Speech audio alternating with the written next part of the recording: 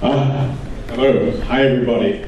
My name is Ben Werther, and that speaker in my ear is oddly disconcerting, so I'm going to move over here. Good. Yeah. Okay. Great to be here with you guys today. I'm going to be sharing a story that I like to tell about the coming end of the data warehouse, and it's just slightly ironic since I drove product at a company. I ran product at a company called Green Plum, which was a data warehouse software company, and we competed with Oracle and Teradata and Atiza and the rest. But there's something very different happening right now, and we're in the midst of I think we'll talk about a sort of 25 to 30 year kind of generational shift in the way that we're seeing companies use data. It's very, I don't think the full implications have been appreciated yet. And so I want to share just a little bit of kind of what we see from where we sit, and our prognostication of where this is all going. Just a little bit of info about us, about Platfora, just to kick it off. So I'm the founder and CEO. We've been around almost 2 years now. We're a venture-backed company based in San Mateo, California. And for some of you who are going to be at the Structured Data event this week, you'll see our product. We're in an extended beta period, working with a lot of folks on the West Coast in web, media, internet, retail, and also some of the banks out here, and also some federal stuff in DC. It will be GA later this month, so stay tuned for that. So let's start with something which you guys all know well, I imagine, which is Hadoop. And it's a fairly obvious question, sort of why Hadoop? But I think the answer is not the obvious one, at least from our standpoint, which is it's not just about Hadoop as a way to save costs, not have to pay a data warehouse vendor.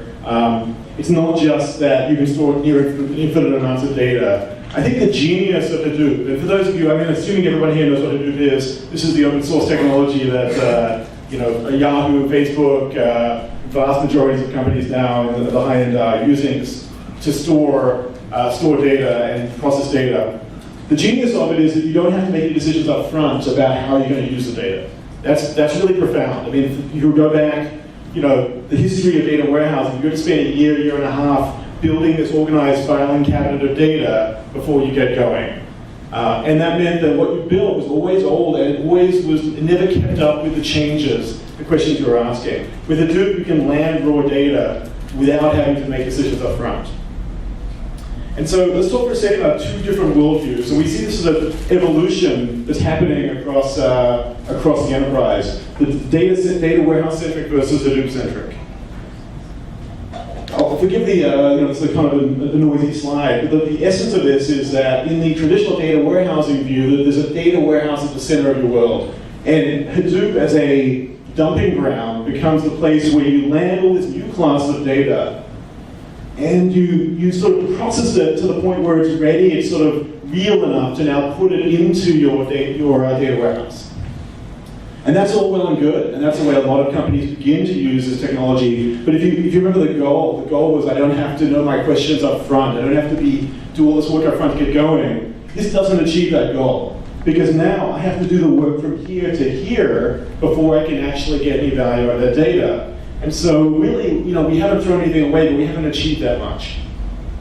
So this is the worldview where we believe people are headed, which is Hadoop is the center, and actually building, landing all the different types of data in there, and building offshoots that may be relational stores, but they're also applications driving against it. And so that's a dream. There's reasons that isn't realized today for the most part. And the challenge is that there's an interactive mismatch. Hadoop is a system that takes minutes to hours to process things, even if innovations are like Impala and some of these other newer accelerations of driving Hadoop make it faster, but not consistently fast. You ask the wrong question, the whole cluster is sort of burning up for the next hour. So, that doesn't fit in with this idea that I want to have this sort of sub-second interactive, really easy way of getting and discovering from data. And so what do people do? They do this, they do the stopgap, and this is what we see virtually everywhere we look. Hadoop, little analytical database in the middle, and then the analysts drive against the analytical database. And so what's the effect of this? Well, the analysts have this limited view of the siloed data. There's a whole IT team moving data back and forth between here. And if you ask the wrong question, if you want to drill down into something that wasn't anticipated, guess what? Go back to IT and you wait another 6 months before you get to that data. We don't think it's a great solution. Nobody we talk to seems to like this model, but it is the status quo. And so the vision we talk about, and I think this is not just a Platfora thing, this is a more general architectural shift, is the idea that we really need to sort of think about this as a reservoir, because we know we want it to be the central store of all this data, but we need to accelerate out views on this data to support very interactive use, to do it in a way that is agile, automated, analyst-driven. And so in our model, web users can basically see all the Hadoop data, they can see what's interesting to them, and with a few clicks, they basically accelerate these sort of dimensional in-memory marks that are automatically built and maintained that give you consistently sub-second performance. But you can have very large numbers of users hitting this Hadoop cluster without putting much load on the cluster itself, because they're all hitting these sort of in-memory cached dimensional marks. But the key is, users are not asking IT for this. That doesn't work. They're just looking at what they want, and they're doing a sort of self-service selection of data that's automatically aggregating, distilling, and making the things of interest fast. And this model works really well. And so what we do, so we build a, oops. Okay.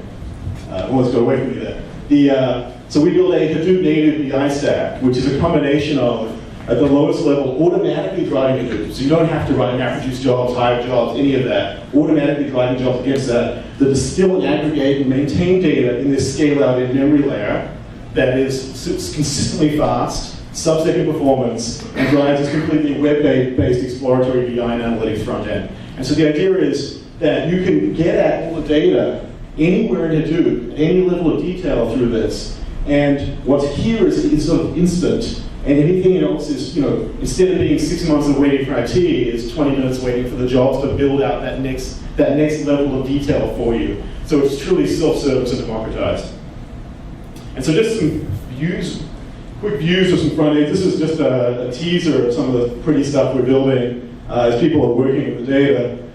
There's a lot more to explore here. We're building very rich visualizations, exploratory work, and then we're adding in sort of predictive analytics and other capabilities shortly as well. So, I guess I just wanted to wrap it up with, I think that, Platfora aside, the shift, I think, of the next 5-10 years is really around this evolution from the enterprise data warehouse to the data reservoir. The idea that all the data pours into this one place where I don't have to decide how to model it out ahead of time, and then the structure emerges in an agile way driven by usage. I'm betting the company on that being the focus and the shift that we're seeing. And I think it's a good bet because we're getting a lot of traction out there. But I think that there's going to be a whole ecosystem that builds up around this new way of thinking about the problem. Great, thank you.